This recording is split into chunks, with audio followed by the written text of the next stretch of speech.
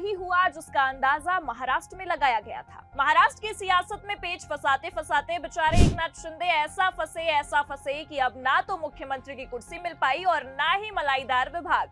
हाँ, एक चीज इस सियासी लड़ाई में एकनाथ शिंदे के पाले में जरूर आई है, वो है सहयोगी साथियों से मिला हुआ धोखा। नमस्कार, आप देखना शुरू कर चुके हैं 4 PM न्यूज नेटवर्क और मैं हूं आपके साथ प्रगति ठाकुर। महाराष्ट्र में आखिरकार वही हुआ जो होना लिखा हुआ था। शिंदे के हाथ में बीजेपी ने केवल झुनझुनना ही थमा दिया। खैर, जिस तरह की खबर पहले ही ये निकलकर सामने आ रही थी कि उससे ये अंदाजा लग ही गया था कि किसी भी हालत में बीजेपी एकनाथ शिंदे को गृह विभाग तो नहीं ही देने वाली है। फिर बस वही हुआ। आखिरकार शिंदे को बीजेपी ने एक बार फिर गच्चा दे ही दिया। लेकिन इस वक्त मामला बिल्कुल भी अलग है। एक तरफ यहाँ खबर निकलकर सामने आई कि महायुति में एकनाथ शिंदे का कद घट गया, तो वहीं आप देखिए खबर ये भी निकलकर सामने आ गई कि महाराष्ट्र के चाणक्य यानी कि शरद पवार ने सीएम देवेंद्र फडणवीस को फोन लगा दिया है, जिसके बाद से कयासबाजियों का बाजार काफी गर्म हो चला है। तो कैसे बीजेपी ने एक बार फिर एकनाथ शिंदे के साथ धोखा कर दिया और शिंदे साहब के हाथों में झुनझुना थमा दिया, ये भी आपको बताएंगे। साथ ही महाराष्ट्र सरकार में हो रही बगावत को देखते हुए कैसे शरद पवार ने बहती गंगा में हाथ धो दिया है और सीएम देवेंद्र फडणवीस के साथ फोन पर डील कर ली है, उस पर भी आएंगे। लेकिन उससे पहले आप ये खबर देखिए। ना मिला सीएम पद, ना हाथ आया गृह विभाग। इससे ये तो समझा जा सकता है कि बीजेपी ने जमकर शिंदे साहब की फजीहत करा डाली है। पहले तो मुख्यमंत्री भी नहीं बनाया, उसके बाद शिंदे गुट के विधायकों को मंत्री तक नहीं बनाया, जिसकी वजह से बवाल इतना खड़ा हो गया कि क्या ही कहना। नाराज विधायक ने तो इस्तीफा तक दे डाला है। अब जिस गृह मंत्रालय के लिए इतना पेच फंसा कर रखा था शिंदे साहब ने, उसके सारे नटबोल्ट अब खुल चुके हैं और बेचारे एकनाथ शिंदे अब ना घर के रहे ना घाट की स्थिति में फंस चुके हैं और इस कदर फंस गए हैं कि अब चाहते हुए भी बीजेपी का दामन ना छोड़ पा रहे हैं और ना ही खुशी खुशी पकड़ पा रहे हैं। तो सही मायने में देखें तो शिंदे की लुटिया तो अब डूब चुकी है और आगे शिवसेना का क्या होगा ये तो अब महाराष्ट्र की सियासत में समझ पाना भी मुश्किल है। लेकिन असल मायने में अगर देखें तो महायुति में पड़ रही दरार का फायदा अगर कोई उठा रहा है तो वो है विपक्षी गठबंधन, क्योंकि पहले तो उद्धव ठाकरे ने इन सब खींच तनाव और कह सकते हैं कि तकरार के बीच मुलाकात कर ली सीएम देवेंद्र फडणवीस से, जिसके बाद से कयासबाजियों का दौर वैसे भी काफी गर्म था। और सोने पर सुहागा आप देखिए तब हो गया जब खबर निकलकर ये सामने आई कि एनसीपी प्रमुख शरद पवार ने सीएम देवेंद्र फडणवीस से फोन पर बात कर ली है। देखिए, बकायदा खबर भी निकलकर सामने आई है और हमारे पास मौजूद भी है खबर।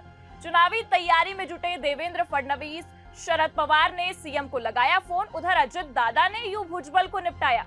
तो इन खबर में महाराष्ट्र की सियासत की कहानियां कई हैं, लेकिन सबसे ज्यादा अगर कुछ सियासी मामला या कह सकते हैं कि सियासी खबर को हवा लगी है तो वो है कि सीएम देवेंद्र फडणवीस से शरद पवार की फोन पर बातचीत हो गई। अब इस एक फोन कॉल के कई मायने निकलकर सामने आ रहे हैं, कई कयासबाजियां भी शुरू हो गई हैं, क्योंकि सही मायनों में अगर देखें तो महाराष्ट्र में विभागों के बंटवारे के साथ ही मुख्यमंत्री देवेंद्र फडणवीस की सरकार अगले चुनाव की तैयारियों में जुट गई है और शिंदे के तल्ख तेवर को देखते हुए बीजेपी किसी भी हालत में महाराष्ट्र महानगर पालिका का चुनाव अपने हाथ से नहीं जाने देना चाहती है। इसलिए अभी से ही सीएम साहब बीएमसी चुनाव की रणनीतियां बनाते चले आ रहे हैं। लेकिन इसी बीच राज्य की राजनीति के चाणक्य कहे जाने वाले शरद पवार ने मुख्यमंत्री को फोन मिला दिया, फोन पर बात भी कर ली। अब क्या है पूरा मामला, आपको अच्छे से समझाते हैं। दरअसल मुख्यमंत्री देवेंद्र फडणवीस ने संकेत दिया है कि अगले 3 महीने में राज्य में एक और चुनाव होने जा रहे हैं। विधानसभा चुनाव के बाद ही बीजेपी ने स्थानीय निकाय चुनावों की तैयारियां शुरू कर दी हैं। राज्य में स्थानीय निकायों के चुनाव पिछले 3 वर्षों से रुके हुए हैं। इसमें बीएमसी के चुनाव भी शामिल हैं। इसको लेकर सुप्रीम कोर्ट में सुनवाई भी चल रही है। जनवरी में ऐसा माना जा रहा है कि सुनवाई होने की संभावना है। फडणवीस ने यहाँ तक ये भी कहा है कि सुनवाई 4 जनवरी को है और 3 महीने के भीतर ही चुनाव होने चाहिए। नागपुर में बीजेपी कार्यकर्ताओं से बातचीत के दौरान सीएम साहब ने ये सब बातें कही हैं। अब वहीं ये भी चल रहा है कि उसी बीच शरद पवार ने सीधे मुख्यमंत्री देवेंद्र फडणवीस को फोन मिला दिया है।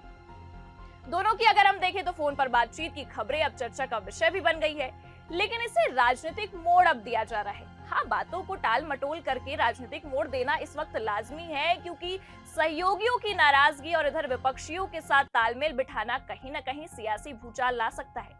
इसलिए आपको बता दें कि शरद पवार ने रविवार को भीमा थड़ी मेले में घूमते हुए महिला स्वयं सहायता समूह के स्टॉलों का निरीक्षण किया था।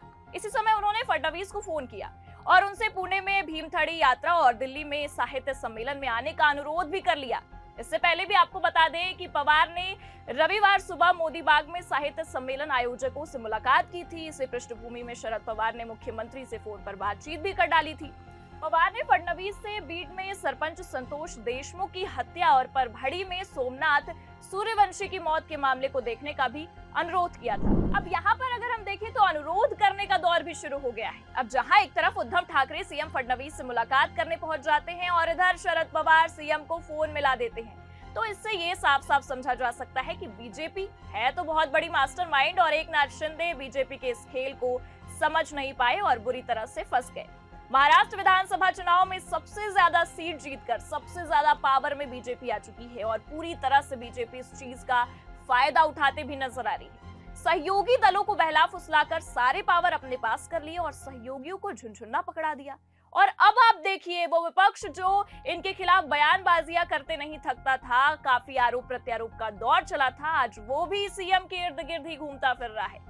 पहले तो बीजेपी ने सहयोगियों को गच्चा दिया, फिर महाराष्ट्र में बड़े भाई की भूमिका में आई और भूमिका में आते ही विपक्षियों के साथ भी याराना बढ़ाना अब शुरू कर दिया है।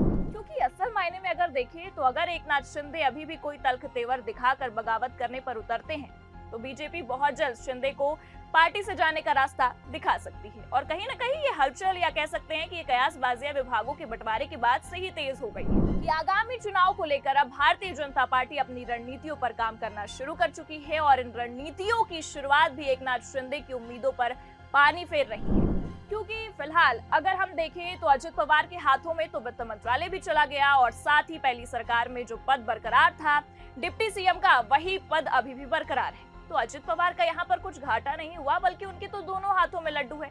हाँ, ये भले से कह सकते हैं कि अजित पवार के विधायक भले से नाराज हुए हैं क्योंकि उन्हें भी मंत्रालय नहीं मिला है, मंत्री नहीं बनाया गया है, जिसमें सबसे प्रमुख नाम छगन भुजबल का है।